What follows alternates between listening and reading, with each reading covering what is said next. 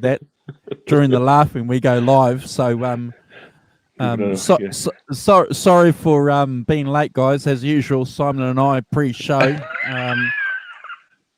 So one of these people talks too much. Yeah, we've spent 20 minutes pre-show chatting. One day we might do what Johnny Bean does. We might set up a camera. We might set up a camera and you can watch us pre-show. We go live on Facebook pre-show.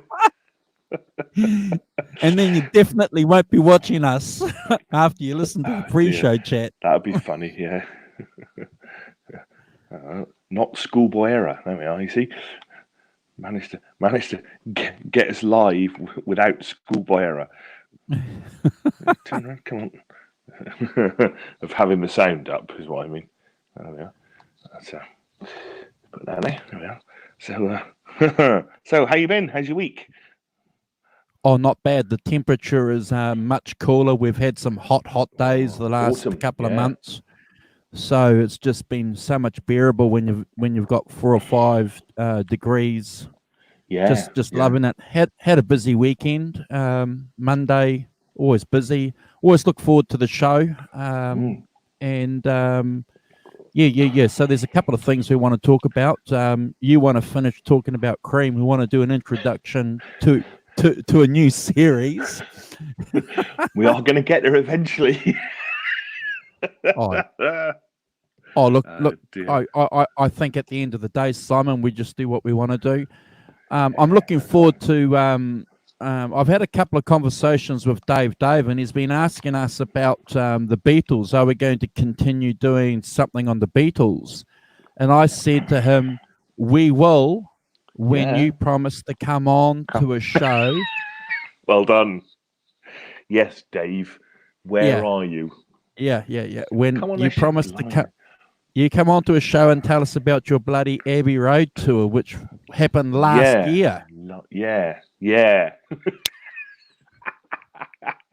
You bastard. It's funny, isn't it? Oh, I can't come on. Why not? I said, stick your iPad on like I have, a pile of books and a Lego stand that my daughter made. Thank you very much, Sienna. And get on with it. Click the StreamYards link and off we go. Oh, look! I think at the end of the day, mate, people are shy for a lot of have some reservations. And particularly the internet is about that, isn't it? In many ways. Yeah, completely. Yeah. But don't send me a comment. Don't send me a comment saying when are you guys going to doing the Beatles? And yeah, don't do that. Yeah, they're not. Come on. Good morning, Metal Soda. How you doing? Hey, Soda. Good to see you. Good morning. I'm just going to try something, Simon, and see if this works.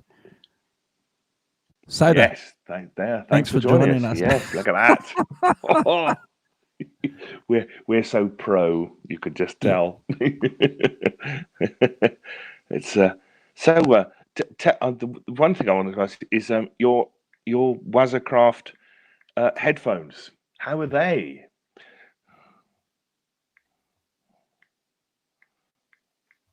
Okay, so here we go. That's it. That's them there, and that's the rechargeable unit that goes on the end of your guitar. Okay, so I'm going to tell you, Simon, very good. The sound is exceptional. It's mind-blowing when you see the videos of established music channels talking about them, and you see guys going, wow, it's definitely wow. The effects are exceptionally good. You can edit the effects from your device, and it's amazing because so it's an app. You can pull them around and kind of put I noticed a lot of guys haven't spoken about the apps, sorry, not the apps, the effects that you can get inside the unit. It's fantastic. There's a harmonizer, there's a flanger, there's a tubes. It's just brilliant. You've got different types of reverb. So, yeah, that's mind-blowing. Blimey, yeah. What, That lots that of these things? Lots oh, of them. lots Yeah, of yeah, them. yeah. Suddenly not defined by size or anything. It's now you can get it all into something about that big, and Yeah. amazing, yeah. So And so the great the thing, surround sound bit as well. Kind of looking at. it's amazing. Yep. Wow. There's a couple of channels talking about drift. You get drift on it. So I don't know what that means. I think that's probably because they're up and they're walking around. And so what happens is the gyroscope inside the unit, I think it does something. Yeah. But I So it haven't kind of moves it in experienced that. relation to your ears, does it? A bit. I think. Well, I thought that was just how it worked. But anyway. Yeah. But Yeah. but I'm only playing sitting down, on my Yeah. chair or just standing up here in my man cave. I'm not, running around on stage with it. No. Very good. The sound quality. I've tuned it to play in a couple of tones that resemble some Van Halen tones, which is really, really good. The clean is exceptional.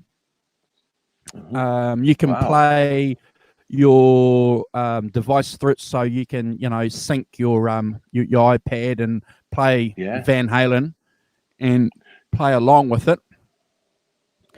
Can you do it kind of direct without the iPad? I mean, I understand you need the app to set up the the signal chain and all of that. And put pedals. Yes. Can you just do it like direct? Okay, so whatever setting you've got, on. it's Yeah. on. So Yeah. so your last setting, if you plug it in without your app, you're going to get that setting. Yeah.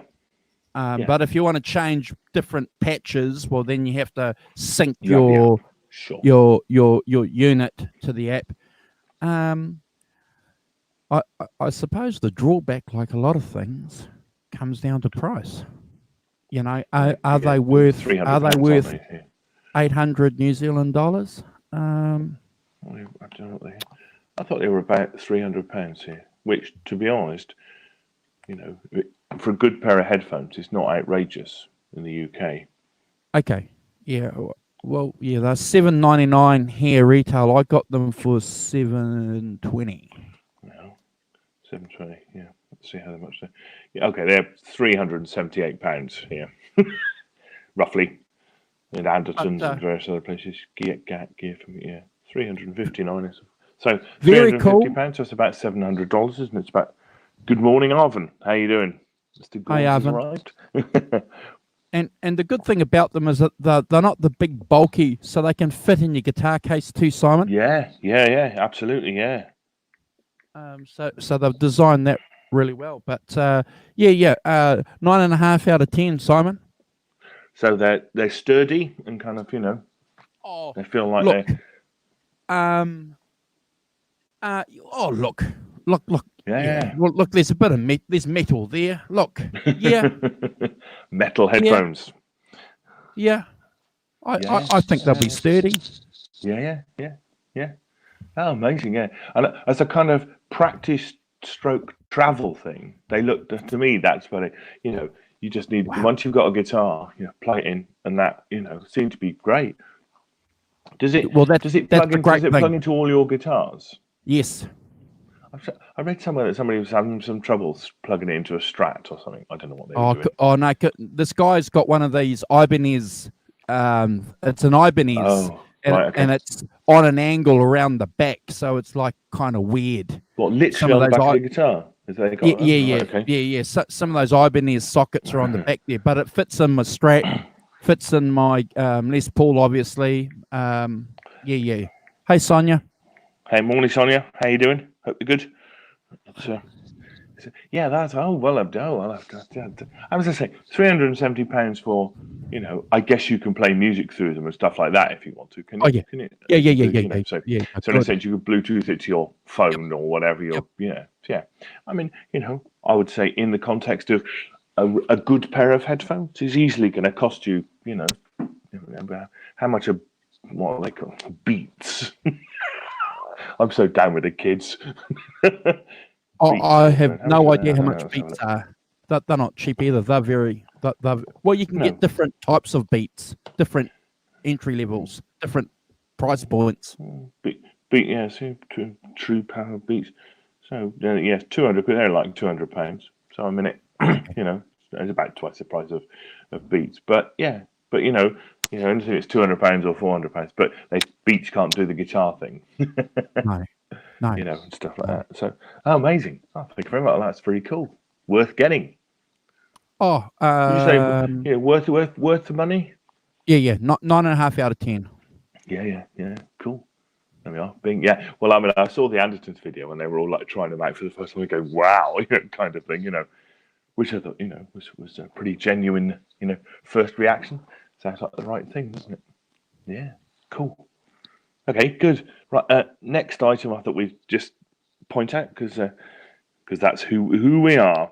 Is let's see if I can get close enough so it doesn't shine too Hold much. on, buddy. I'll present you. Hang on, let's see if I can get it. This is a new book out, team in the chat. Of course, I'm now not being able to focus it. It's a new book about John Entwistle, an authorised biography of John Entwistle called The Ox. It's one of the things Andrew. Sorry, it's very bad. The amusing bit is that in the orange bit of the bottom it says #1 bestseller in children's books on rock music. Frankly, children's books. I don't think that's probably what it is. Indeed, The Ox, Sonia. Are you going to tell everybody why he got that nickname? Why he's called The Ox? Do we know why he's called The Ox? Well, Sonia got that right, so she's put in the comment. Sonia, The Sonia Ox. knows probably. So let's see if Sonia can answer it. Does she know why he's called Sonia, The Ox? Do you know why he's called The Ox? We haven't typed anything yet. It's we'll just wait. Cause she's probably she might be a slow typer. The interesting. I read a review of it, which is why I knew it was out by somebody who I read other reviews. I do not know. Well, basically, Sonia, it is as in the constitution of an ox and his propensity for being able to handle drugs and drink. Basically, he had the constitution of an ox, which is why I call The Ox. There we are. And girls too, apparently. And girls. Let's not go there. Okay. Sex and drugs and rock and roll in all its form. Yes. How did he die again? Yes. Anyway. Do you know what made me laugh about that? He died after a night of cocaine and hookers, right? Apologies for this, guys, but apparently in the book, which is written by sort of members of his family, it says not that much cocaine. As if somehow the amount you took is really going to make a difference. Oh, well, we all think better of him because he only did one line and not a whole mirror's worth. in Las Vegas too, wasn't it? Las Vegas as well, yes. Get in, see? None more rock and roll. See? That's none more movie, man. Yeah, really, absolutely. What are you doing? Yes. Never mind a book. Get on the movie. That's and let's face it, we who do not play rock and roll secretly think that is the way. That is rock and roll way to go, isn't it? Wow. But the interesting part that I just wanted to bring up about that was the review I read. It's a book which has a lot of, and I think we were saying this off. I could say the same about Keith Richards' book as well. Many other biographies is that they tend to be. We'll ask that in a minute. They tend to be, easily fall into the trap of lots of scurrilous tales and what I thought of so and so. Like waspish comments about Pete Townshend or whatever it is. And I was saying to Andrew and I were talking about this off air, and we were saying that one of the most interesting part about Keith Richards' book, never mind, going to Morocco in a Rolls Royce, with a woman in the back.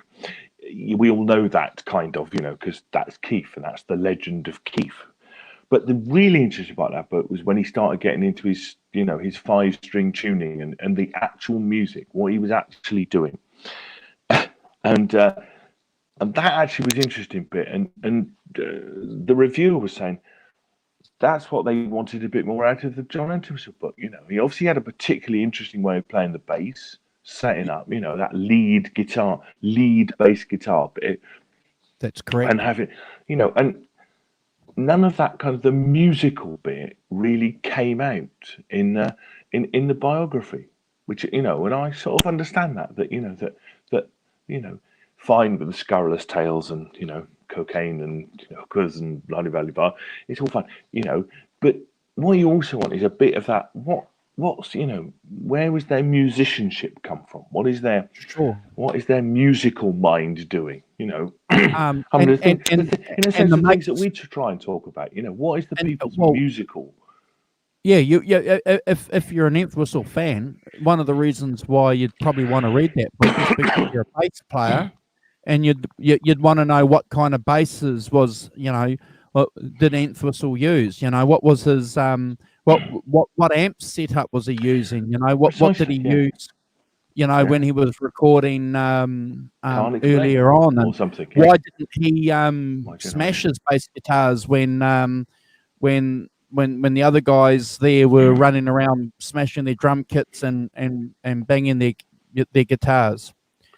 Completely, you know, and I think there's a, you know, that is of interest to, you know, to us. I think it's of interest to lots of people, you know, That's and it because gives you, probably they don't know anything about it, Simon. well, it gives a balanced view of the person, doesn't it? You know, not he spent his whole time swigging on bottles, sniffing things off mirrors, and, you know, it, which is fine, you know, and I understand, you know, that scurrilous tales sells books, kind of thing, you know. But Sure. I think for the, you know, for people like us who, you know, like, I love the Who, you know, and they're a fantastic band, Oh you yeah. know, Sure. you know, we all know about their propensity for that, you know, we all know about, you know, It's rock and Pete's roll. heroin and drink problems and bloody, you know, and it's that they're a context, you know, about, you know, but actually we're interested in how did he make Who's Next, aren't we? You know, Sure. how did he, you know, what possessed him to, you know, what did he play on? Can't explain. How did he do it? You know, I'm much more interested in that than I am, you know. And let's face it, we'd all have scurrilous tales if we were in their position.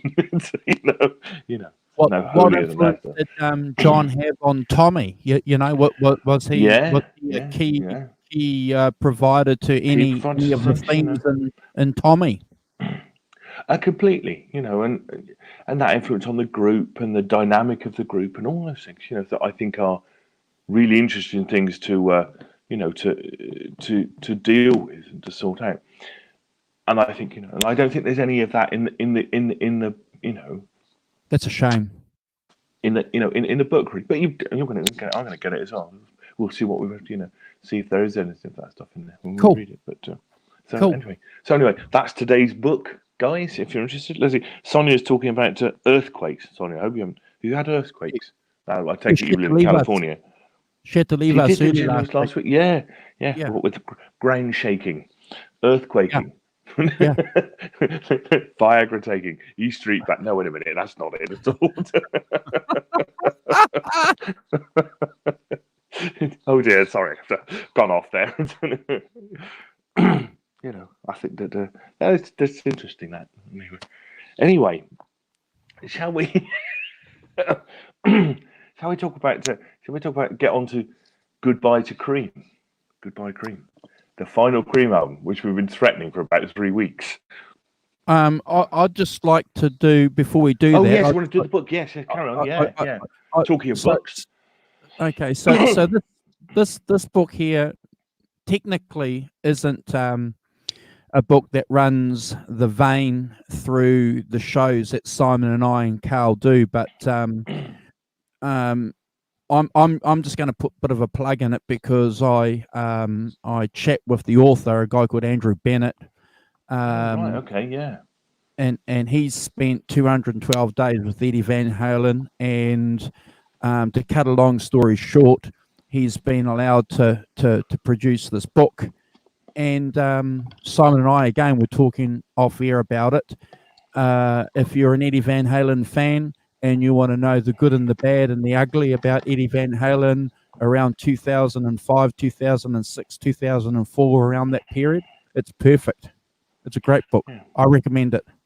But lots of good stuff. I mean, you know, is there a lot of stuff about him in the studio, kind of doing? You know, And know, the photos are fantastic. amazing. You know, But there's stills from his filming. yeah, you know. So there's photos there of the 5150. There's photos there of his Ernie Ball Music Man hanging up on the wall. There's photos there Oh, of cool, yeah. octave violin basses he's got there. All his amps, his effects. It's chock. Chock full of musical stuff. Yeah. I think, and obviously, and it sounds like he's created a sort of round picture of Mr. Van Halen in that period. Oh, Not yeah. his best period, and not personally not his best period, but Yeah. still doing creative stuff. Yeah. Yeah, well, I can recommend it. Yeah, Metal Soda. You know, we know Soda. He's a Van Halen nut. Yeah, if you bought it, Metal Soda, you won't be disappointed. Yeah. Oh, that's interesting. Yeah. You know, it's none of our heroes are without warts, are they? That's correct. You know, we talk a lot about Eric Clapton on here, who has had very publicised, battles with heroin and drink and stuff, and has been very public and very honest about those battles, hasn't he? I mean, that's what I find interesting about Eric. He's been very public about those things, setting up Crossroads, the rehabilitation centre, selling his guitars and all of that. It's kind of, it's just that's interesting. Yeah, cool. I might check it out if it's got, as I say, if it's just scurrilous tales, I probably wouldn't. But if it's got some interesting studio nuggets and Tim doing work, then I think that's really cool. I just think getting back to Clapton before, the fact that he's gone full circle, Simon, being a young genius, turning into, drinking and then drugs, and then that effect in his personality and becoming very difficult, and then realizing he had these issues, and then kicking his drug addiction and alcohol addiction, and then going out, making amends to as many people as he could and can. It's just remarkable. Just yeah. And it's it's an artist's journey. It's a tale of the artist's journey, isn't it?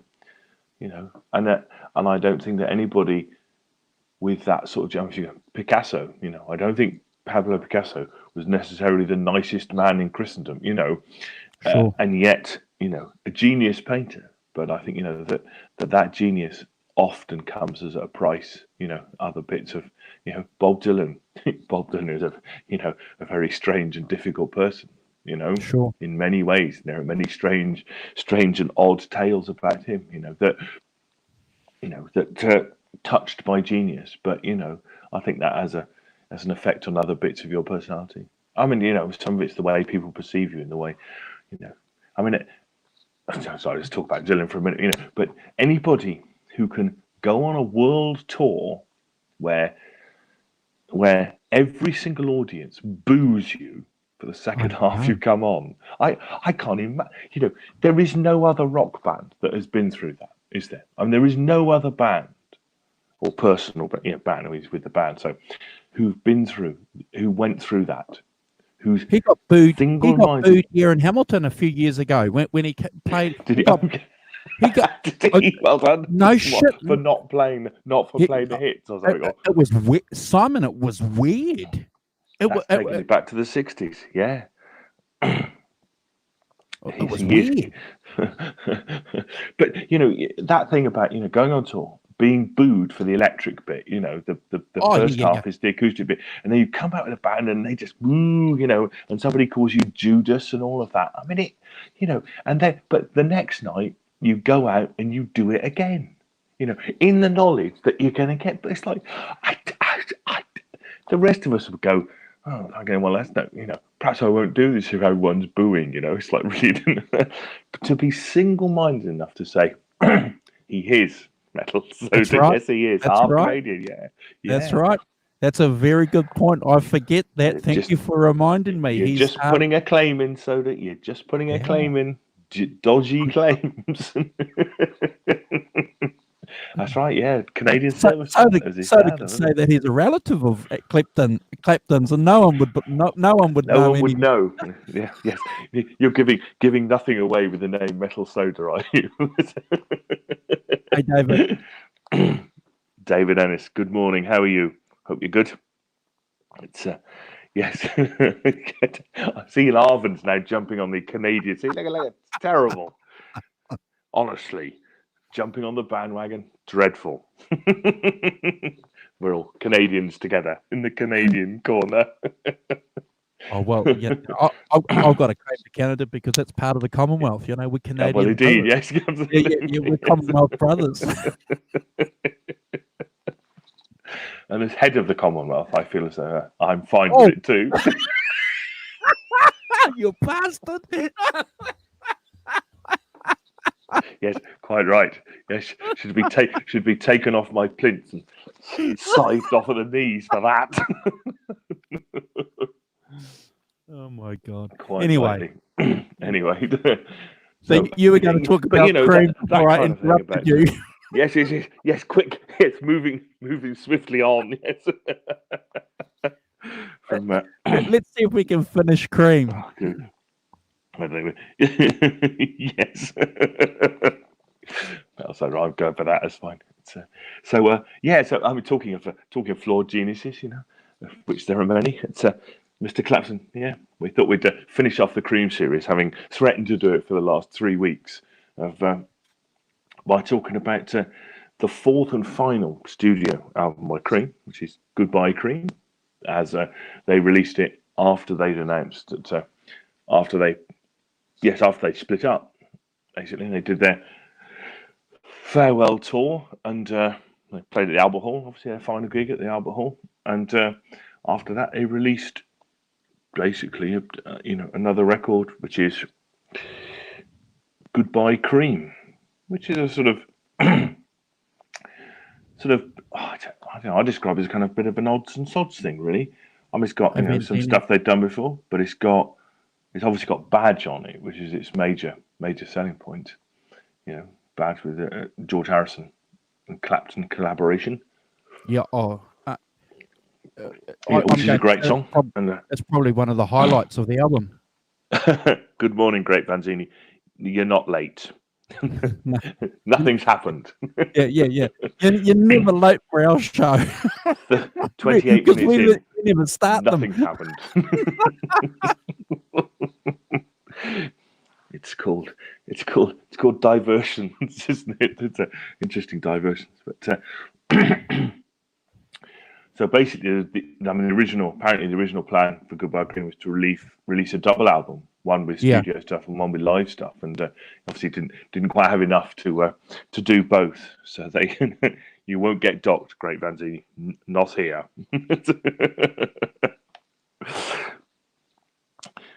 We try to be critical but not judgmental. I've no idea what that means, but welcome. It's nice to see you. And I think obviously it's I would say it's a bit of an attempt to cash in on the popularity of Cream. Obviously, they just finished their thing, so there's a sort of wave of popularity and nostalgia, maybe too strong word, but to when you're releasing stuff. So they, do you think it's a sort of heavier record than the previous ones, Andrew? I particularly get that. Oh well, I read a couple of reviews and a couple of books over the last couple of months in regards to Cream, and the general consensus is that Goodbye Cream is a fitting epitaph to the band. It shows the fact that these three cats were playing together despite what was happening in the band. And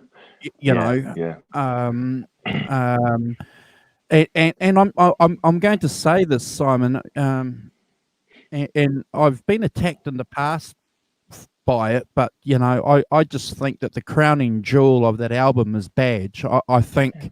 Yeah, The fact that this song was recorded separately, um, you know, and had George Harrison on there, and that famous middle eight part that they talk about, which Yeah, again Clapton used in Bad Love, 20 years later. Um, yeah, yeah, yeah, yeah. It's Flag for just, that. well, you did well, top marks, top marks. So obviously you've been playing that song in your bands for a long, long time. Actually, I don't think. Do you know? I've never been in a band that's played any Cream stuff. Interestingly, Really? as far as I can remember. No, Wow. oddly not. Maybe we did "Sunshine of Your Love." Actually, we might have done "Sunshine of Must Your have. Love." You would have Must had to have. have Yeah, done yeah, yeah. Sunshine. Yeah. No band's not going to perform No band, Sunshine. no band worth its salt should go on the It's- road without but being able to do "Sunshine of Your Love." I've At loved, least, yeah. At Williams, what have least, you been doing? yeah. 30 years, 30 years, no Cream. You and your bass player must play that next gig. I feel suitably told off by the headmaster. Yes, we have never played any Cream songs. What? Go to the back of the class, Williams. Put the dunce hat on. I think Metal Soda that the issue with Ginger was that particularly Clapton and Jack Bruce had been getting increasingly large amps and stuff. Sure. So what happened is they turned up really loud, and he couldn't hear himself play. So I think there's a constant tension. And I've been in bands like this, and it's volume is a constant. It can be a constant tension, especially between guitar players, and that basically they were just really loud, and basically he couldn't hear himself play. And it was not. Andrew, I'm not wrong about this, am I? His complaint basically is, "Will you guys turn down, please? Because I can't hear myself." And so, even when he played really hard.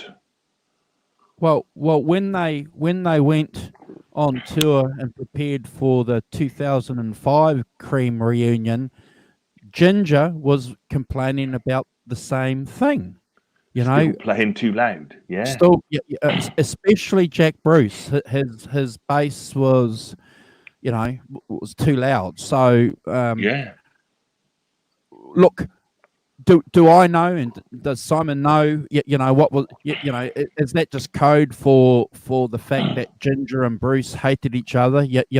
What we have to remember is that Ginger did draw blood with Jack Bruce a couple of times. Knives were pulled. Physical fights. Yeah. They weren't just like they weren't pushes or shoves or nudges or ignoring, which a lot of bands they physically were bashing each other. The fiery red-headed Baker and the fiery Scotsman Jack Bruce. It's not a great. That's not a combination based on peace, is it? Particularly. Well, I want to ask you this question, and I don't know if I asked you that during the Cream shows that we did last year, but does the fact that one was an Irishman and one was a Scotsman, does that have any role? That cultural background, Well, I think that it must have some, mustn't it? There must be, I think that it's, if you come from a working class Scots background, in those sorts of, when he was born, that, violence and, that certainly that working class kind of Scottish thing is like many working class things, not just Scottish or just working class, punch ups tend to be, quite prevalent. I had a brilliant story about somebody whose grandfather was a Glasgow policeman, right? And if there was trouble where he lived, if he was out, his wife would go and arrest the people and chain them to the railings until he came back. Which I think is wonderful. I'll send out the wife to arrest you. You'll be sorry. And I think that that you can't escape that. That those things. That one of the things that you learn probably is that one of the ways of settling an issue is to go outside the pub and punch each other. Yeah, Sort it out. Yeah, sort that's it a out. Kiwi thing. That's a Man Kiwi to thing man, too. man to man. Yep, And yep. kind of And then come back in and have a beer. and have a beer, kind of thing. Well, in their case, not, but and I think that that it all contributes, to who you are as a person, your upbringing and your background, and as you say, one of them's a fiery Scotsman, the other one's a fiery Irishman, and it's and I've said this before on here that the absolute Canadian peacemaker. Nice, beautiful insert of the Canadian half bit, Canadian. Mental Soda. Well Half done. Canadian, mate. Half. We, the British half, is the peacemaking half. Anyway, but I do not think that what was I going to say, that that in bands particularly, and I've said this before, and I've been in quite a few bands. Bands bring out the worst in people. That microcosm of, I don't know what it is about that microcosm of playing music, being musicians together, and working out, how it sounds, what it's, and is quite. It brings out the worst in people. I don't know why. Sort of, we all return to being sort of slightly childlike. Yes, it was great Vanzini. Beware, Mr. Baker. Yes, but I think that we can see that in microcosm in Cream. That Ginger gets fed up with the fact, amongst other things, that they play too loud and he can't hear himself. And I understand that frustration. I've had that frustration. I've been in a band where, I remember particularly one the bass player played incredibly loud, much more louder than the rest of the band. And it was like, well, you have two choices then. You can either turn up, like a lot, turn up to places that I've never turned up that loud kind of thing, to keep up with the bass player, or do you just stay in the mix, but you're unable really to hear yourself? It's really frustrating if you can't hear yourself play, and I sort of understand why, guys can, especially if you come from a jazz background as well, which is obviously, Yeah, I don't think we can amplified let volume. Ginger. I don't think we can let Ginger quite off the hook here, Simon, because he Having he said was that, yes. he was a heroin addict early on. Before Cream. Jazz's heroin. Yeah. And he had a reputation because he was a tall man, so he had a remarkable reputation for imposing himself physically in front of people. What's that safe distance that you have with people? Like it's a 200-300 millimeters in front of you, or not something accepting like their not invading their personal space. And he loved doing that. He loved going up to people and sticking his face over you in your face. So that didn't endear him a lot, apparently, to a lot of professional musicians. But the fact that he was a bloody good drummer, in the end, when we sit back and listen to what Clapton said, they got together, they played in that flat, and they were playing music much like Led Zeppelin. When they got together, it was like they were playing something that Eric Clapton had never played before. So that was completely, yeah. And I think there's a magic there that kind of supersedes your personality differences and things. Yeah. I get that completely, and I agree with you. I think that that the Ginger's early heroin addiction can't have helped. Oh no! Because that bands with different drugs in them tend to be not very bandly. If somebody's into alcohol, there's a very funny. I remember. Do you know the band? I don't know if you know the band Dr. Feelgood. Wilco Johnson. Oh yeah, very well. Dr. Wilco Johnson, for some reason, was into speed, and the others were into alcohol.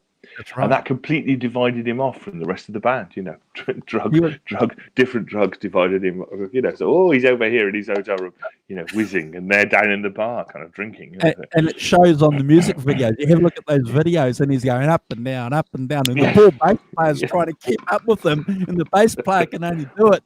The Only big do it figure. for about, yeah. And he's a big guy too, so he's waddling along. Yes, indeed. That's me. I'm keeping up. I know. It's one of those keeping up things. Trucking along. Little bloke behind. Running along behind. I can play. I'm keeping up. Slightly. Anyway. But But I you're think right. I think the metal Sony, you're right. You know, that let's not underestimate Ginger Baker's role in developing the rock drummer. You know, he was the man. time. You know, he was the first one doing in the rock world doing. Yes, Arvin, they are. Yes, apparently they are. Yes. Common drugs are important in a band, Arvin saying so. It's yes, and that double bass drum bit and all of those things that he was the first person to do. He's the first great rock drummer. Sure. You know, on the scene, people followed him. You know, and I take nothing away from him for that. You know, it's as a drummer, fantastic drummer. You know, they're all virtuoso musicians in Cream. You know, and and he absolutely was a virtuoso on the drums. You know, and it's a three-way creative fire going on there in terms of playing and the creative process and things. And I completely agree with you about that. And we should never forget. As I say, I also think that drugs and their personalities. I mean, you find that, don't you? That bands, people with in personalities. I know this. Perceptions of everything. Oh, you're the lead singer. How come you get all the interview requests and stuff like that? Well, and you can go and do them. Oh, I don't want to do them. I've heard that conversation. They've re-released Cream, Goodbye Cream too. They re-released that with extras. So that's on Spotify streaming, and you can get the CD pack. I've ordered that, so it'll be interesting to see what someone's written about Cream. But I want to make one little observation, though, Simon, and I don't know if it's in Clapton's book, or might be actually it might be in Jack Bruce's book, where he thought that Ginger's one of the interesting things that he thought about Ginger is that Ginger wanted to be in control of the band that he was in. He wanted to be in control of Cream. He wanted to be in control of Blind Faith. Right. But there were other people that were the band leaders. But Ginger didn't have the personality at the time to be a band leader, because to be a band leader you have to be responsible for the music direction of the band and the other band members.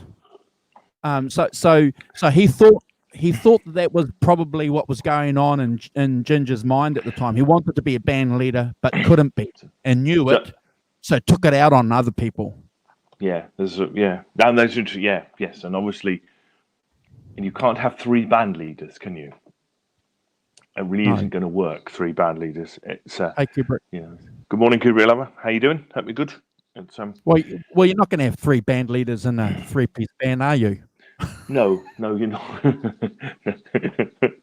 Well, that's going to lead to a fractious. Oh, funnily enough, there we are. So were you ever a band leader in any of the bands? No, I've not been. Interestingly, the band I played in for the longest time, the Steelers, they were formed by two. One of whom is the bass player that I play now, Dave. He left, but Ian, the other guy, and by the way, I'm fine with this. I think Ian was like the lead guitarist and the singer. Sure. So he set the direction of the band, basically. Okay. And and I think that, as I say, this is fine. This is good. I'm I'm good with that. You know, that somebody needs to set the right. He was the leader because he basically was his band, Ian, after Dave left, you know, and he set the direction of what he felt comfortable doing, you know, singing, playing, and what he wanted the band to be. Sure. So, you know, and Ian's, you know, he wanted to be, and this is fine. He wanted to be a popular kind of, you know, band where people got up and danced and did stuff, you know. So we did Come Up and Sing, we did Brown Eyed Girl, and we did, you know, lots of popular songs, which is, you know, Sure. You know, I'm fine with that. I think, you know, you need to decide what the direction of the band is, and everyone needs to buy into it. You know, that thing about, especially in cover bands, you know, oh, I don't like that, you know. Well, you're joining a band where they do these songs, you know. Therefore, it's only 3 minutes. Get over it and just play it, you know. And if you don't want to do it, that's equally fine. You know, you leave and do something else, which is what I eventually did. I eventually got a bit, you know, which is, you know, so I said to them, look, guys, I'm gonna stop, Sure. and do something else, you know, because actually, you know, I found myself playing. Yeah, I played it a lot of times. I'm fine with it as a song, but sorry, I didn't really necessarily want to play it. You know, I'd prefer to play songs that were in my record collection, not songs that weren't in my record collection, if that makes sense. You know, so I wanted to. So now we do lots of Tom Petty and things like that, which I love. But you know that, but I think, you know, Ian set the direction of the band. You know, he said, you know, we're going to do this as a band, and you know, and we all followed suit. You know, and there wasn't much arguing about it, and there wasn't, you know, once or twice, but you know, with new drummer came in a bit and stuff, you know, and his job was to. You're not a great Kubrick lover. You're not a great Tom Petty fan. That's fair enough. Whiny, yes. I love Tom Petty. I love Mike Campbell as well. I think he's a great guitar player. But you know, it's yeah, but it's fine not to like Tom Petty. It's I saw him in his first tour of the UK, supporting Nils Lofgren, and he doing you know, their first tour over here and do American. They were brilliant, really, really good. You could see they had something then. Yeah, fantastic group. The first time I saw Tom Petty was 1988, or I think 88 or 87. I was a young fellow, and they were touring. So Damn the Torpedoes, or no, it was Burning the Plantation with Bob Dylan. Oh, okay. Oh! Did you go to that? I went to that as well. Yes, with Roger McGuinn. It was outstanding. Yeah. A Kubrick lover is fine. You don't have to like Tom Petty. Nobody has to like anything. You can't force yourself to like Tom. If you don't like him, you don't like him. You know, that's absolutely. Don't say sorry. You know? Don't say sorry here. You don't have to say sorry about going. It's just not my thing. That's not. You know. It's cool. But the interesting part is this will make you laugh. So I went to see Bob Dylan, as you say, with Roger McGuinn from the Byrds and Tom Petty and Heartbreakers, and they did a kind of, you know, Roger McGuinn started on his own, then Tom Petty did some songs with him, Byrds type songs. Well, that's a good fit. Oh yeah. And then Tom Petty did some stuff, and then Bob Dylan was backed by Tom Petty and the Heartbreakers, and so we went to this gig, went to with some friends. I drove up to London, to Wembley Arena, drove back at 2:00 in the morning, kind of thing. Drove back, and it was like really windy. It's like really, you know, like stormy, you know. And I'm thinking it really is quite windy. So anyway, drive back, and sometimes we had to go quite slowly and stuff. And you think, oh well, it's just, you know, it's just wind, whatever. So I got home, and my wife Caroline, she said to me, "Are you all right?" "Yeah, why?" She said, "You've just driven back through the hurricane."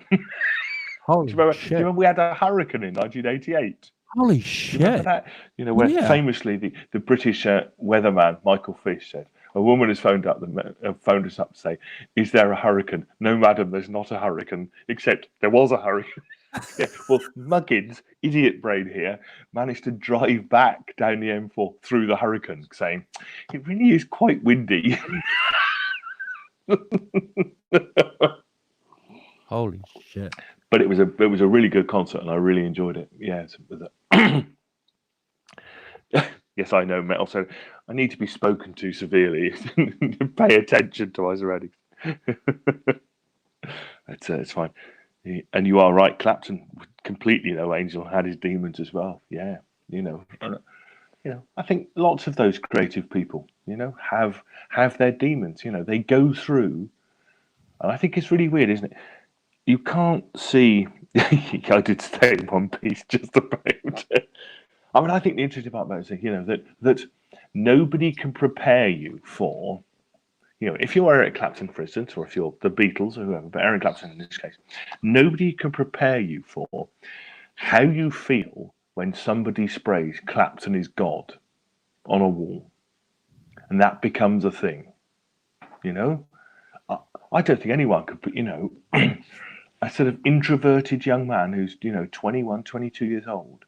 People start spraying "Clapton is God," not ironically, but seriously. That that is going to affect you, isn't it?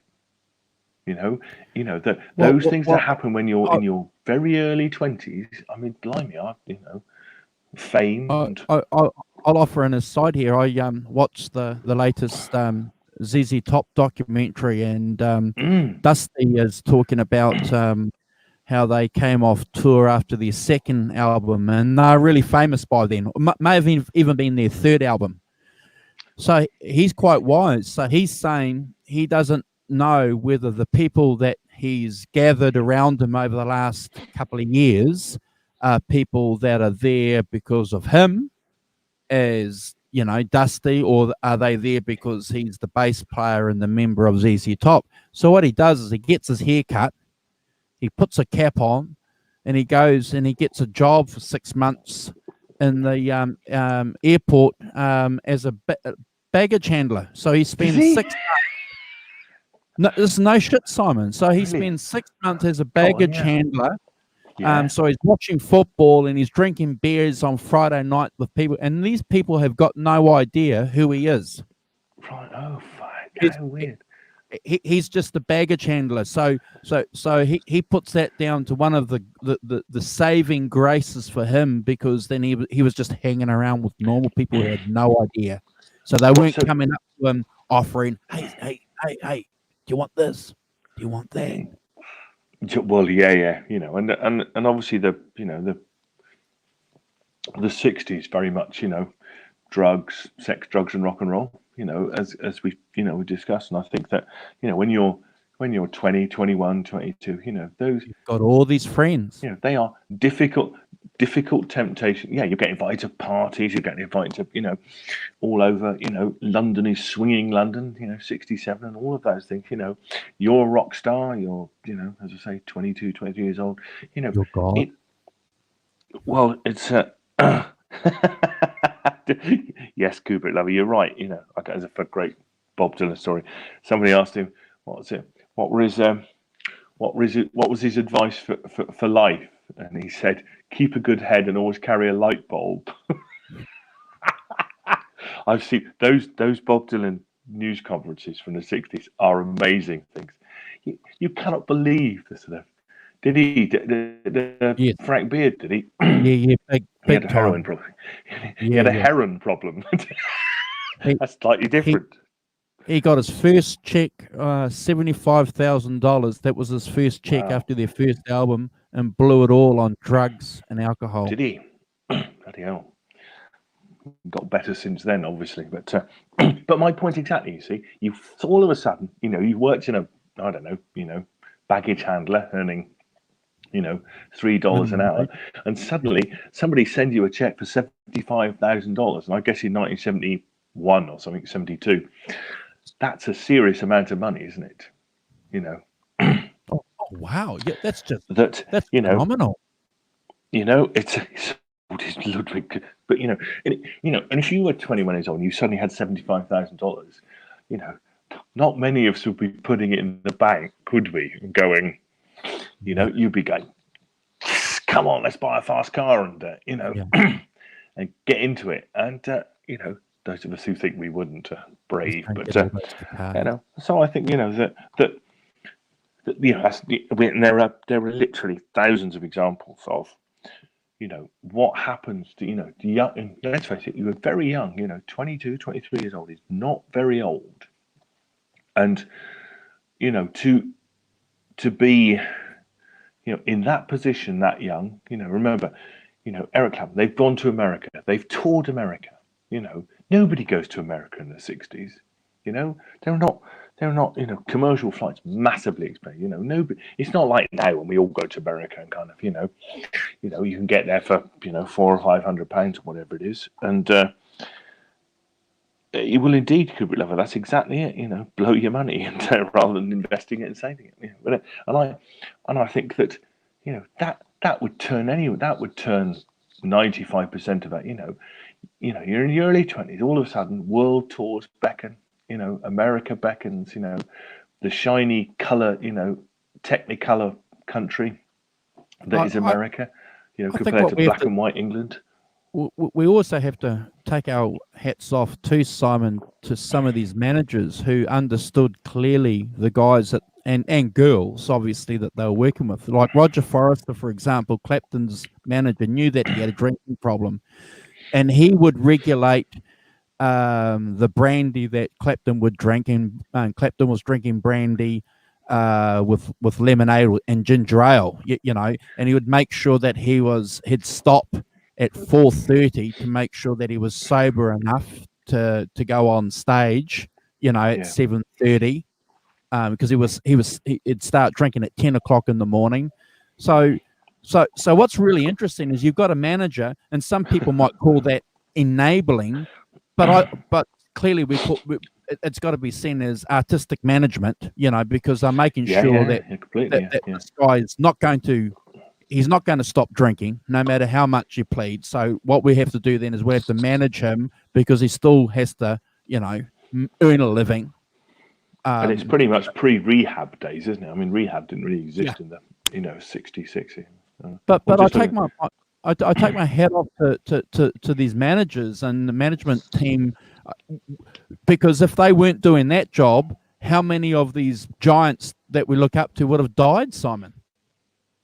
Yeah, completely. Yeah. And yes, it was all an amazing kind of journey for them, wasn't it? Journey into that kind of hell and then a journey out of it. If you were lucky, you got out of it.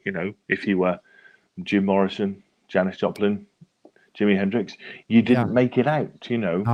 And let's not forget that for every Eric Clapton, there's a Jimi Hendrix. Lots of casualties in that. Yeah, in that period Keith Moon.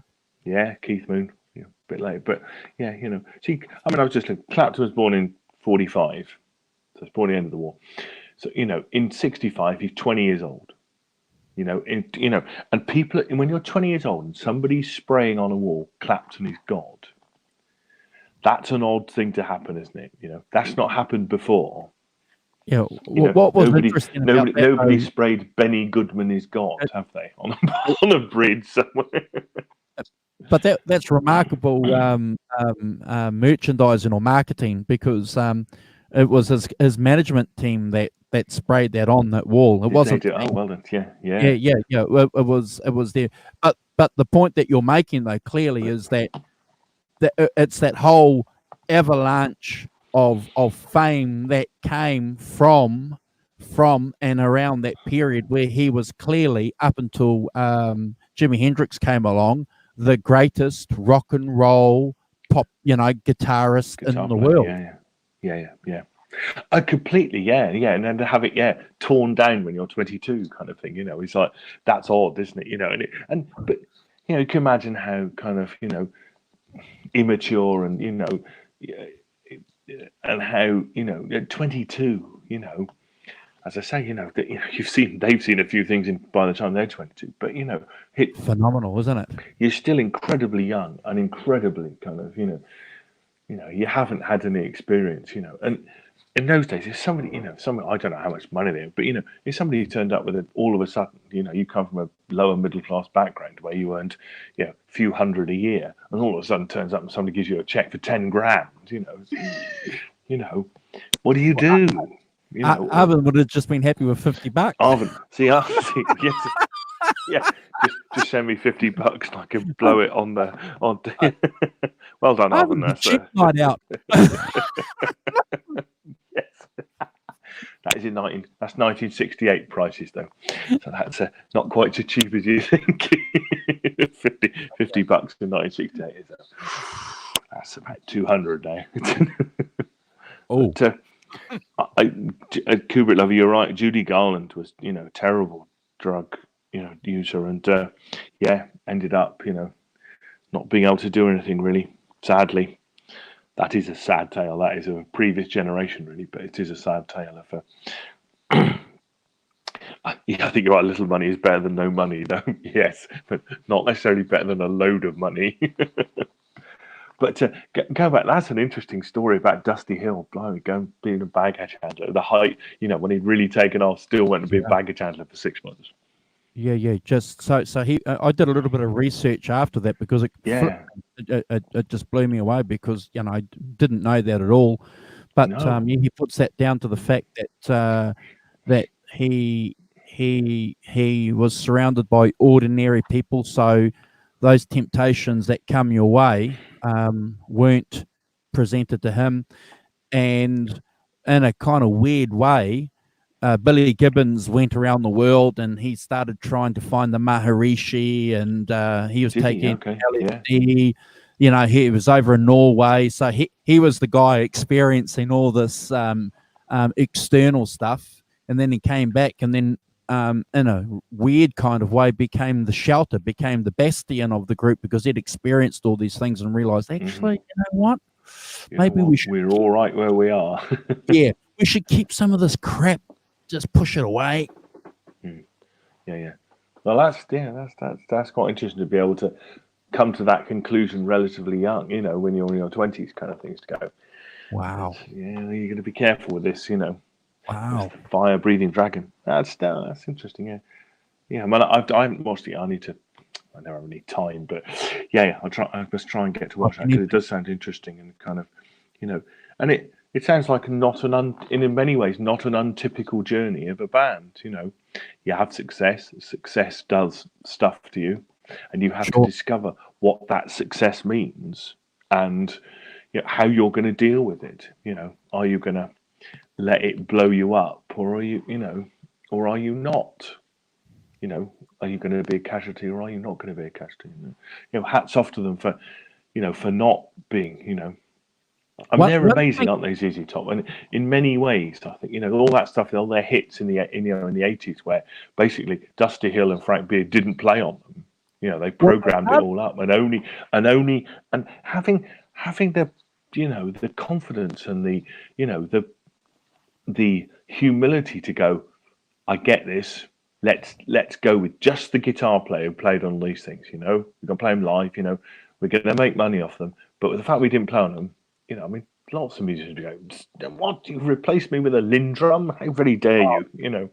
Yeah, well, they don't talk about that at all. They not talk about that at all? That's interesting. No, they don't talk. Which was a bit disappointing. Well, I think there's some contention with songwriting, composing credits as well. About the videos that were a consequence of that album. But what's interesting though about ZZ Top is that they modeled their band and everything after Cream and Jimi Hendrix because they were a three-piece band. They loved the British blues.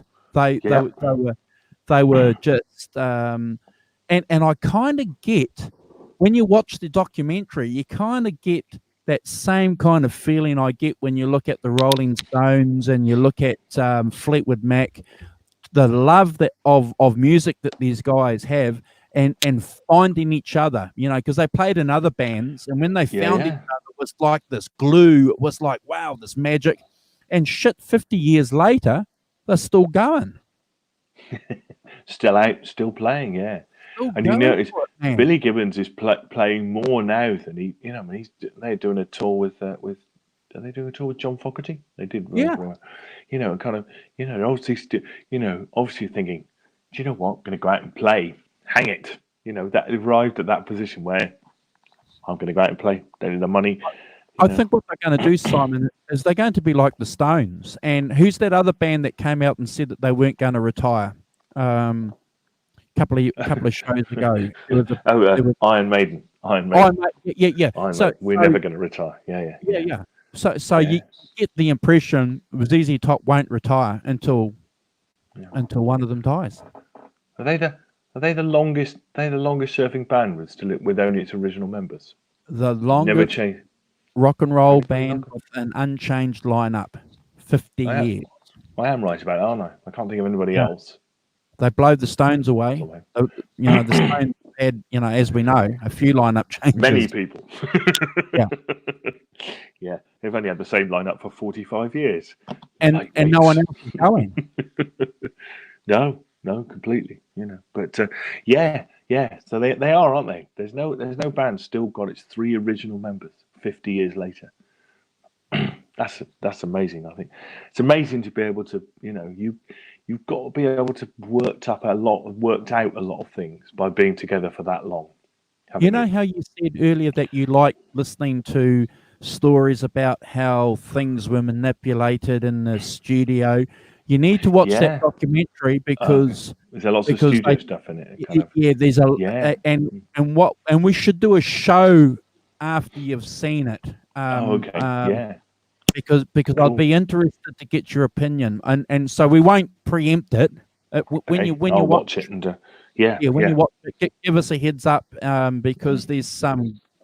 I think what they did's phenomenal. Yeah, indeed. And you people in the chat too that have seen it, don't give the game away. For Simon, yes. Right. Simon. Don't give the game away. Let them watch the documentary, and we'll all talk about it in a couple of weeks' time. but being that kind of guy that wants to know that stuff, Simon, that will blow you away. Yeah. Homework watch ZZ Top Dog. Yes.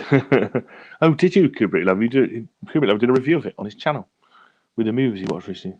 Oh, right, today. Oh, well, I don't know whether are you giving away any secrets, Kubrick Lover? Don't tell me if they die in the end. That'd be bad. I can go and watch Kubrick's video. You can't, Simon. No, I can't. No. I have to block my ears at the appropriate point. Depends how much he goes into it. But, no, I just be keen to get your opinion on a few things. So I think that'll be exciting. Be an exciting chat. Yeah. So going back to sort of a full circle to Cream. I mean, I think that Cream, Goodbye to Cream seemed to sort of see, look, he's doing it. Simon, they die in the end. See, you've ruined it, Kubrick Lover. Hey! Listen. I've got to tell you guys something. This is funny. So a couple of years ago, I went into the local music store, and I brought some guitar strings. Anyway, they had I won't get the book; it's buried, and it was the Guitar World's interviews with Stevie Ray Vaughan. Anyway, I grabbed it and I threw it on the counter, and the young guy's there serving me, and he said, "Oh, that's a good book." And I said, "Oh, yeah, fantastic. Look forward to reading it." And he said, "Oh, he dies in the end." And it took me a couple of seconds. What? Oh, yeah. Stevie Ray Vaughan, of course. Yeah. I thought it was quite witty for the young guy. That's very good. That's fantastically funny. Yes, he dies. Oh, by the way, he was English too. He was an English guy, Simon. So I rest my case. Yes. But that is funny. That is really good, actually. Yeah. By the way, he dies in the end. Anyway, I interrupted you. Sorry. Oh, dear. No, I'm just sorry. Just thinking about that. About Goodbye to Cream and how it kind of sits in that, it's kind of definitely a bookend album, isn't it? It's a classic.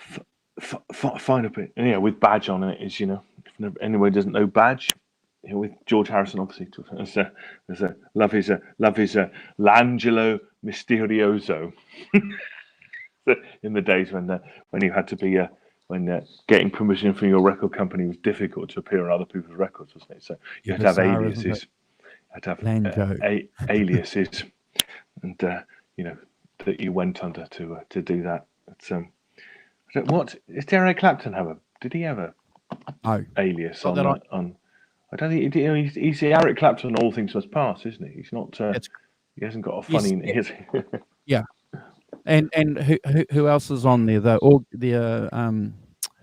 Bobby Whitlock. Yeah, but they're all Dwayne Allman. Yeah. Waddell. or something, isn't he? Yeah. Oh God, the bass player and the drummer. Oh, Carl Jim- Rattle, Carl Carl Rattle, that's Rattle, right, yeah. and Gordon, Tim Gordon, Tom Gordon, Jim Gordon. Gordon.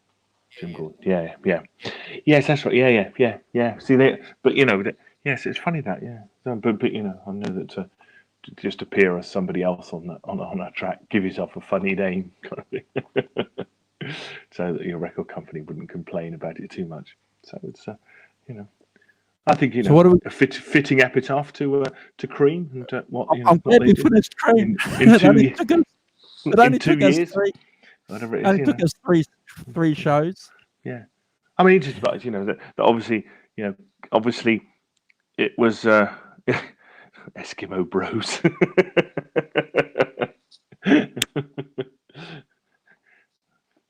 That sort of knocked the sort of guitar god out of him to a great extent, didn't it? Went off and did Blind Faith and kind of got much more into a band thing, Loved it. and Loved sort it. of and Just hanging started out. to do just hanging out and playing them all, rather than being rock god at the front kind of thing. Bobby Whitlock said that it used to blow Eric Clapton away because he was sitting in the back of the bus there, and all they would do is just because they're all from the south, so they'd be drinking whiskey, smoking pot, and playing the guitar for hours and hours and hours. Going from one gig to another gig, and it was just because apparently in the UK when they were traveling around, they had smaller vans, so they couldn't play. You were squeezed together. There was no. You couldn't jam, you're in little freight liners or whatever. Or transit vans or whatever. But when he got to the States and realised actually, they had these big coaches and they could kick back and. Yeah, that's right. Yeah, with tables and 4 tables and much more open plan type thing. I don't know. Do you think even then they had kind of band, where just normal, or they had sort of band, coaches kind of thing? Do you think they were designed for sort of bands even then? I don't know when that started to happen, to be honest. Probably. No band transport through the ages. Yes, the advent of the rock and roll bus. Yes, when did that happen? Yes. Metal Soda, I have no new gear.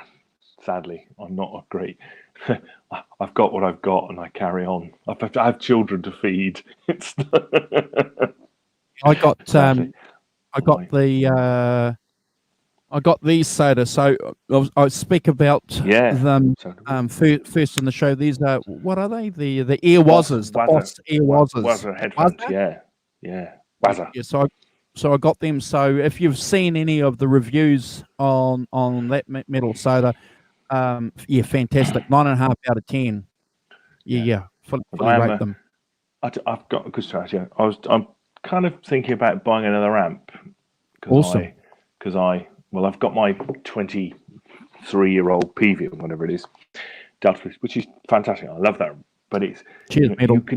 You can tell it's cheers, Metal. So take care, mate. Have a good week. And I've been sort of looking for sort of something to because a couple of years ago it went a bit wrong and had to bit of a amp refurbishment 20 years in, which is all right. But you can tell you think to yourself, I think I might need a backup for this. I've only got one. So I was kind of looking around and trying to decide because I've got a PV Delta Blues which has got a 15-inch speaker, so it has quite a particular sound that I like. And I told you this. We went to my local music shop in Bristol and tried out some Fender stuff. So we tried out those new Fender Next Tone things, amps, awesome. The transit, awesome. which give you the sound. And if I'm just not into that Fender mid sound. Sure. It's not like my PV thing at all. And so I've been sort of horsing around with it, and I asked the question in that pedal, that pedal show, have a live show on a Monday night to talk about their previous thing. Well, I asked them the question, what would you suggest as a a backup to, I've got PV Delta Blues. What would you suggest as a different amp? And very nice. I asked it a couple of times. Very nicely, BV Ninja. You know BV Ninja? Oh yeah, I mean, very well. Well, because he asked the question on my behalf, which is very nice of him. Because we know each other, we've corresponded and stuff, so he knows me. So he asked. He used the big stuff. The Eddie Van Halen used PV 5150, so 412 kind of Marshally things, whereas my Delta Blues is more of a kind of possibly Bassman type amp. It's more of a Fendery tweed thing. Yep. But, so BV asked the question, and Mick Taylor, it's a very interesting answer. He said, get a 15-inch cab. Get a cab with a 15-inch speaker in it. Wow, and he thought, that's a really good idea, because obviously a big part of the sound of that amp is the 15-inch speaker, which I thought was a brilliant answer, That was really good. And I thought, wow. So that set me off on a whole new train, because I've been looking at maybe Fender Reverb Deluxe or whatever, Fender Twins, whatever, trying not to make it too heavy, and kind of not really getting the vibe off them that I would have liked. I tried one of those orange Rocker Verbs 32s. Oh yeah. With the two 10-inch big, you could do stereo stuff with those, which always excites me as a techie boy. But his answer was get a 15-inch cab and then get a head, which I thought was a really cool answer. So the funny bit is, 5 miles down the road from me, there is a company called Zilla Amps, Zilla, yes, speakers. Well, they're 5 miles down the road from me. So I thought, well, maybe I'll just give them a ring, go down and see them and go, this is what I want.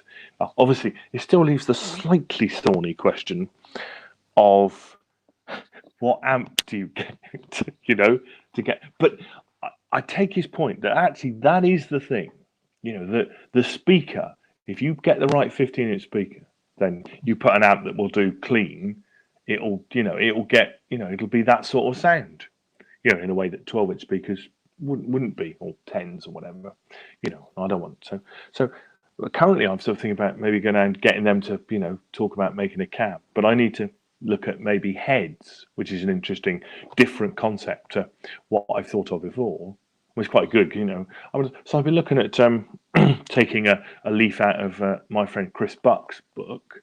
Chris Buck plays Victory amps.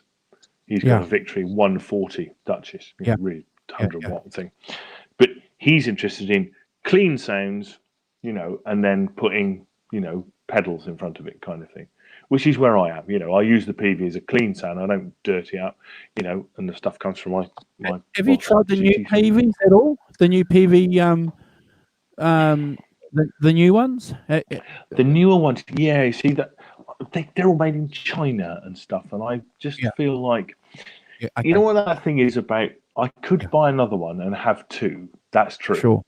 But two the same sounds a bit dull. Sure. Yeah. This is stupid. But I kind of think that they don't quite have the build quality that mine has. Mine's a USA made one, and kind of and has is a very, very solid amp, and I feel comfortable with that as a as a thing to gig with and stuff like that. Which I'm not so sure about. We've not heard. The reviews of the China ones are not so good as the as mine, I think. So, as I say, part of me wants something different, not just another thing the same. Keep us updated with your progress, my friend. So I've sort of been looking at possibly looking at a Duchess or a Countess. I think there are. One of them's got reverb and one of them hasn't. And of course, my PV has reverb on it. But of course, the pedal things on my GT3 has reverb on all the sounds that it uses. Yeah, I don't use any pedals at all, Kubrick Lover. I've got rid of all my pedals. I'm using modeling now through my Fender amp and through my master. So I've got I use the Optox, which has modeling capabilities. Yeah, it's just so much easier, and the modeling technology that's available now is just it's phenomenal. So yeah, I'm just going to get mine. This is my pedals. What I got there. So I've got a Boss Dual Drive SD2. Awesome, man. Awesome. Two channels, different drives. and obviously foot switchable and stuff. This is pretty cool. I've got let's just unplug this. Boss compressor. Can't go wrong with that. Sustainer. With that, I've got a DD3 digital delay, Can't go wrong with that. and I've got this is kind of the special one. I've got one of these, a Marshall Blues Yeah. Breaker. Which is Simon's going to send that to me for my birthday. that's a all of Simon's- your birthdays. Yeah. Simon's looking after that for me. I've also got yes, I am here. That actually belongs, that I'm belongs to guarding me. it in my museum, and I'm guarding it with my life because I get Andrew. I've also got a D&M drive as well, which is amazing, fantastic pedal. And at some point, when I get 5 minutes and I'm not horsing about doing nonsense, I'm going to make a little pedal board up and kind of do, have a pedal board, because I think that I've got the basis of a reasonable pedal board there. There's no stuff, so that'll be fun. But my main, I don't use that for. I've used these in the past to gig with, but currently I have an old Boss GT3, which is a multi-effects processor, which for gigging is fantastic. It's phenomenal. It's got, because one song I'm doing, if we're playing, I play something with I need an acoustic guitar sound. Got an acoustic guitar sound. If then I'm next playing, a rock song, I need a more of a 60s rock sound or 70s rock sound, or whatever it is, you're just next switch along, click, and you're in. It's got decent, and the sounds are really decent considering it's eons old. If you go to the Fender Twin sound, it does sound like a Fender Twin. Awesome. It blooming does. And you go, in terms of gigging live, in a band mix, obviously just me and Dave, it sounds great. It does sound good, and you go, well, I've been looking at the GT1000 as well. I wouldn't mind the GT1000, the much newer version of it, because I think it will be better. But it's all things to dream about, isn't it? I love Boss. I'm going to put a plug in for their pedal technology, for their modelling. It's phenomenal. It'll blow you away, Simon. Indeed, yeah. And as I say, I've got an early example of it, and yeah. There's nothing, the beauty of that thing is it's made of, quarter-inch steel plate, Sure. I've had it for eons, it's a typical Boss thing. It never fails, you plug it in, you can drop things on it and trip over it and bash it around and actually it doesn't matter, because it's, it's just works. And as I say, the sounds are pretty decent anyway. In a gigging scenario, what these things are like. We've all had it. You go out on a gig, you've got pedal boards, this, and then something doesn't work one day, and you're like, what? And then you've got hundreds of components of things. The little connector cables, and one of those gone wrong, or one you plugged it in wrong, or and I've been through that. That sort of. I'm sure we've all been through that. The mid gig kind of, God, it's all gone wrong, And yeah, in fact, I just don't get that with the GT3. You plug it in, go. I've got a little 2-into-1 switcher, so I put two guitars into it. Goes in the front. Just press button, switch between the two guitars that you're playing. That's a Boss's thing as well. I'm a Boss fan. By default almost, but I find it that what I want when I'm gigging is to be able to concentrate on playing, not whether the kit is going to play up and it's all going to fall apart in my hands at some point. So sorry, that was a very long answer, Kubrick lover, but yes, I have got pedals and stuff, and I do use them from time to time. And what we'll do, we'll talk about this question next week, Kubrick lover, if that's okay, because I've got to go, and that's an interesting question. Compose your own songs. Okay, yeah. Yes, yeah, we can talk about it. So great, Vanzini. I agree. I'll just show my. Hold on, just get my GT3 a minute. Hold on. Yep. This is the one. This is the beast I use mainly for all my live gigging stuff. There we are. You can see how battered it is. That's been through many a gig, but That's an you know, amazing as I unit. say, it's amazing. It's got the first. My understanding is it has some of the circuits that are in some of these pedals.